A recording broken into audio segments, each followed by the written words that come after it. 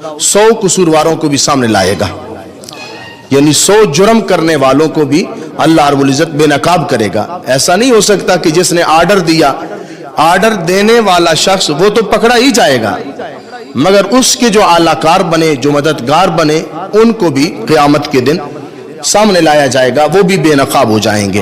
तो रसूल अकरम सल्लल्लाहु अलैहि वसल्लम ने फरमाया, इज्तनिबुस्सबअल मुबिकात, 7 चीजें जो हलाक कर देने वाली हैं उनसे बचो।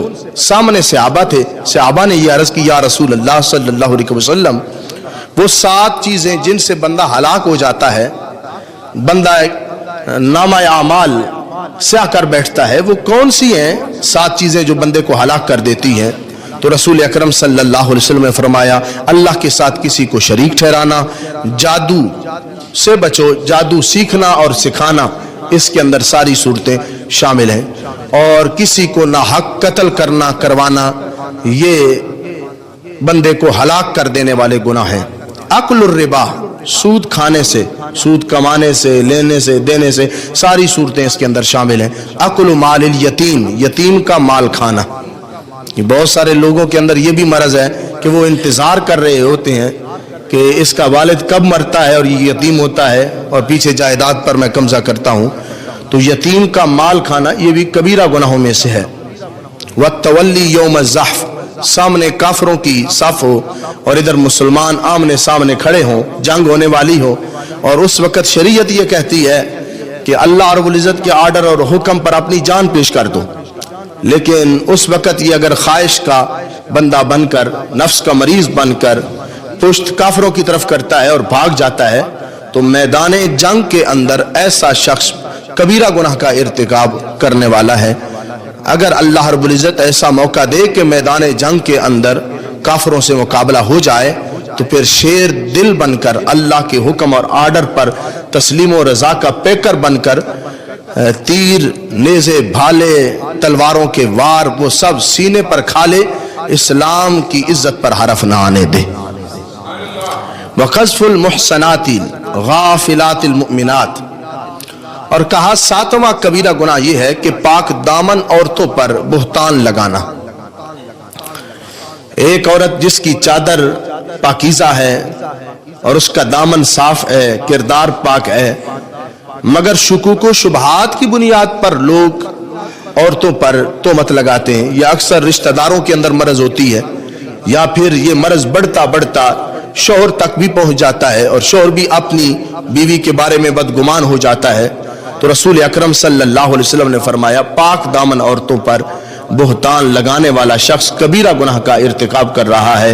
ऐ मेरे सहाबा, मैं तुम्हें बता रहा हूं कि इन 7 कबीरा गुनाहों से अपने आप को बचा के रखो।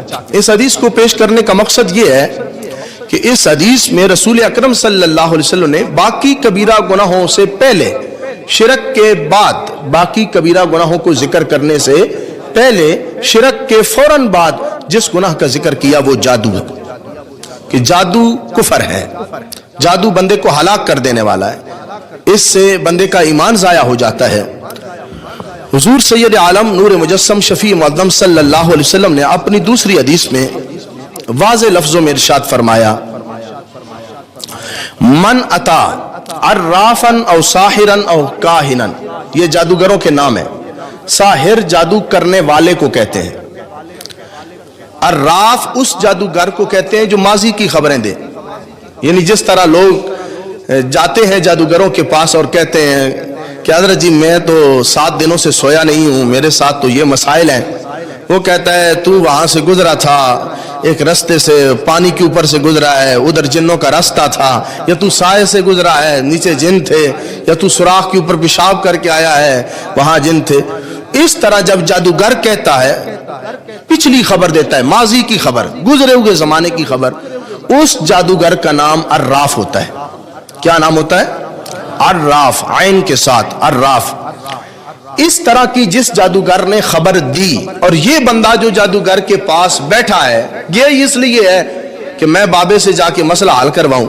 ये बाबे के पास पहुंचा, बाबे ने कहा तेरे साथ ऐसा हुआ है, और बाबे ने भी अटकल पच्चू से या शैतानी इल्म जो उसके पास था, गंदगी पर रहकर उसने जो सीखा था, क्योंकि वली को अल्लाह रब्बुल इज्जत करामत देता है, اور دوسری طرف یہ جو جادوگر ہیں ان کے اندر اور ولی کے اندر فرق ہوتا ہے. ہمارے بزرگوں نے اپنی کتابوں کے اندر یہ ساری باتیں لکھی ہیں کہ ولی کا اخلاق اچھا اخلاق ہوتا ہے، وہ اخلاق حسنہ کا مالک ہوتا ہے، اور جو جادوگر ہوتا ہے اس کا اخلاق برا ہوتا ہے، وہ بگڑا ہوا انسان ہوتا ہے. اور ولی جو تعویذ لکھتا ہے وہ قرآن و سنت سے لکھتا ہے، اور جادوگر جب بھی تعویذ لکھے گا وہ قرآن و سنت کے اندر کچھ شیطانوں کے نام شامل کرے. ولی جب بھی تعویذ لکھے گا وہ درست کلمات کے ساتھ لکھے گا، لیکن جادوگر اس کو الٹا کر کے لکھے گا. اب عوام کے اندر ایسی تحقیق کرنے والا کوئی بندہ نہیں ہے جسے فوراً تعویذ کو دیکھتے ہوئے پتہ چل جائے کہ یہ سیدھا لکھا ہوا ہے یا الٹا لکھا ہوا ہے.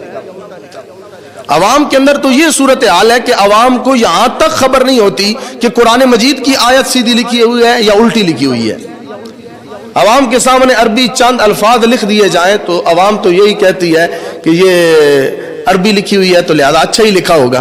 حالانکہ عربی لکھنے والے عربی کے اندر گالیاں بھی لکھ سکتے ہیں، شیطانی کلمات بھی لکھ سکتے ہیں. تو ولی کی سب سے پاور اور طاقت طہارت ہے. ولی طہارت پر ہوتا ہے، جبکہ جتنے بھی جادوگر ہیں یہ سب کے سب گندگی پر ہوتے ہیں. اور جو تعویذ غلط کلمات کے ساتھ لکھے، شیطانی کلمات کے ساتھ لکھے، اور پھر معاذ اللہ شیطانی چیزوں سے لکھے. مثال کے طور پر ایسی خبریں بھی پہنچی ہیں کہ جی الو کے خون کے ساتھ تعویذ لکھا گیا، اور معاذ اللہ ناپاک خون کے ساتھ تعویذ لکھے گئے جو انسانی بدن سے نکلتے ہیں. تو اس طرح کے جتنے بھی کام کرنے والے ہیں یہ سب کے سب ساحر ہیں، جادوگر ہیں. اور ولی کون ہے؟ ولی وہ ہے کہ جس کا قلم اس سیاہی سے تعویذ لکھتا ہے جو سیاہی بھی پاک ہوتی ہے. یہاں تک ہمارے بزرگوں نے لکھا کہ ولی جب دنیا سے جائے گا تو اس کا ایمان محفوظ رہے گا، اور دوسری طرف جادوگر اس کا خاتمہ، اس کا انجام کس طرح کہ جن لوگوں کو اس نے اپنا معاون اور مددگار بنایا ہوتا ہے، شیطانوں کو، شیطان کا قرب اختیار کر کے ان کو اپنا معاون اور مددگار بن جاتا ہے شیطان، اور وہ نتیجہ تن اس کے ساتھ تھوڑا تھوڑا کچھ تعاون کر دیتا ہے. یہ شخص سمجھتا ہے کہ اب میری ہی جہان کے اوپر پرواز ہے، مجھ سے بڑی طاقت کوئی نہیں ہے.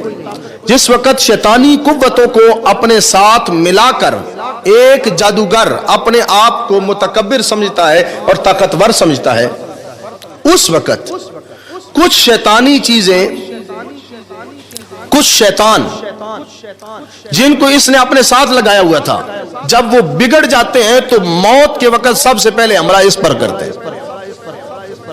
مثال کے طور پر بازو توڑ دیتے ہیں، آنکھ ٹیڑھی کر دیتے ہیں، انسان کی زبان کو کھینچنا شروع کر دیتے ہیں.